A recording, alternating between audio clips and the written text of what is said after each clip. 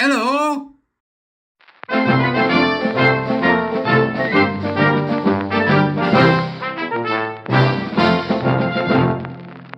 Beep, beep, beep, beep, beep, beep. Welcome to the court of the Edijester. How you doing, folks?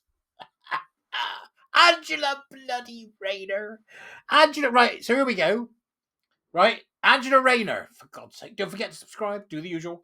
Okay, come be a warrior teacher. Angela Rayner to put banter police in your office. Watch what you say, buy the water cooler. Workers' rights bill pressures firms to spy on inappropriate conversations. It's just... This is actually happening. I've had a look. It's surreal. This is by Glenn Owen, political editor over at the Daily Fail. Angela Rayner has been accused of plotting to censor workplace banter by deploying a network of spies in businesses across the country. Well, that's exactly what she's doing, right? That's not her personally. Well, it's her. She's responsible for it. But that's exactly what's happening. Can you imagine with the offensorati, which is essentially anybody under 30, the offensorati getting their hands on this? Under new laws drawn up by the Deputy Prime Minister, firms will be pressured into bankrolling diversity officers whose jobs will include protecting staff from the content of overheard conversations. If that hasn't made you pause, I don't know what will. I put up a poll on Twitter the other day saying, I now realise the dangers of the left, or I still support the left, right? It's a very interesting poll, even though I've only had a few votes so far.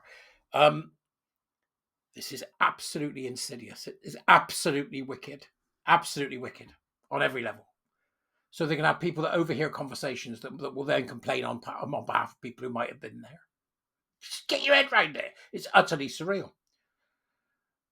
Last night, the Tories warned that the so-called banter police would have a chilling effect on businesses already struggling under the weight of high taxes and excess regulation under Labour. I know a number of business people that aren't bothering with their businesses anymore. They've given it up. They're making redundancies. They're closing down. It's just not worth it. It ain't worth it. It ain't worth it. This lot are dangerous. This is Labour, and they are dangerous. Right? Under Miss Rayner's employment rights bill, employers must try to protect their staff from harassment by third parties. Really? It means, for example, that a worker could take an employer to tribunal if they feel jokes or banter they overhear was offensive on grounds such as race, sex, or religion, if their bosses didn't do all they could do to prevent it. So you're saying that I'm in the pub, right? And I'm an old school guy. You don't hear people tell jokes very often, but I like to tell a good joke. People say to me, go on, do that one. And I end up having to tell the same joke that I've told for 25 years and I've told 1,000 times.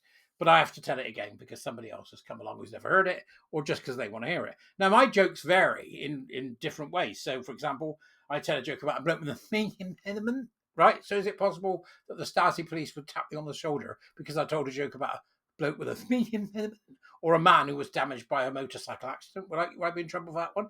What about a German scientist called Professor Kettlebaum? My name is Professor Kettlebaum, and I study arachnidae, or spiders. So if somebody's offended by the fact that I'm doing a German accent to tell my joke about spiders, would that be a problem, do you think? Would it? Or what about when I met Hitler in the Ring of Feathers with his mate Goebbels? Would that offend him? Right? These are all jokes I tell. Really, they are.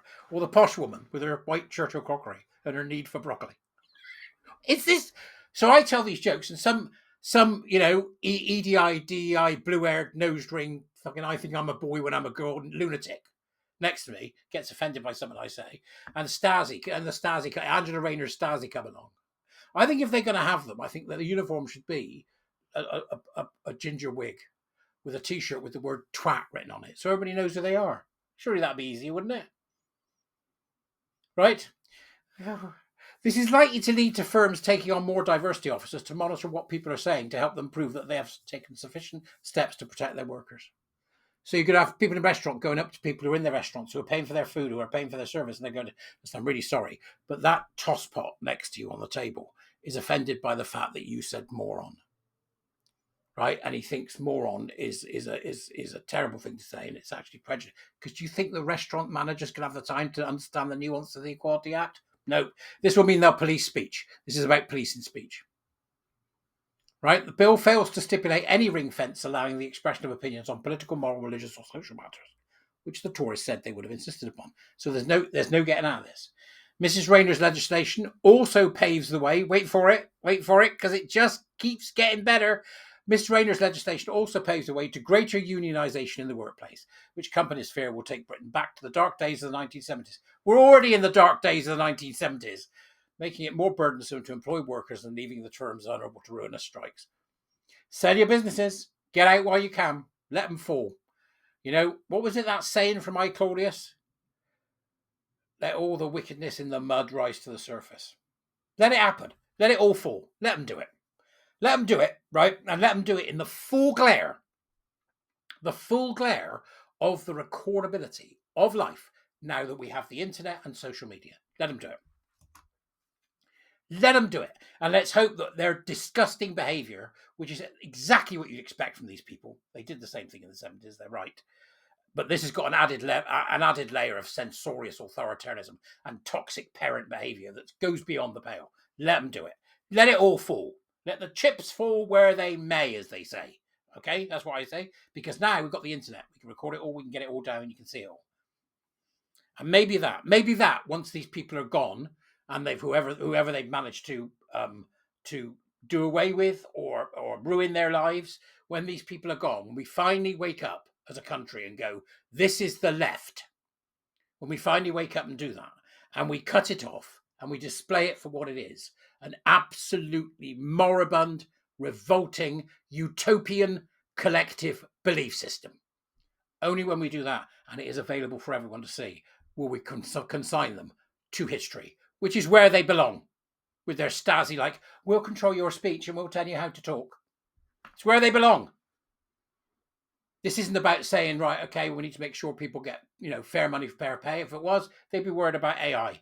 If it was, they'd be saying, right, we need to charge companies for every AI role they replace. So that the money they save for that AI role. So I'm somebody who does, inputting, and suddenly AI replaces my job, and they go, right, out you go, Barry. My take is that 50% of what they save should go to the general pot in order to help people who will need looking for jobs. Why not? Why not? They shouldn't be able to do it in such a way that it's going to eliminate people and mean that people don't have jobs and they're the only ones that make profit from AI. How's that for a lefty idea? Why aren't they talking about that? How can we make that work? How can we make micropayments work so that every time somebody's details are used, regardless of who uses those details, whether they be about your health, about what you want to buy, why have we got a situation where you get paid every time that happens? So if your details are used 50 times in a month, you get paid, 5 pence per time. That's £2.50 a month. This is where we need to be going, right? It's all this type of stuff where you'll have income coming from 15, 20 different places. But no, what have we got? The unionisation, collectivism, like we're living in 1974. It's absolutely insane, utterly insane.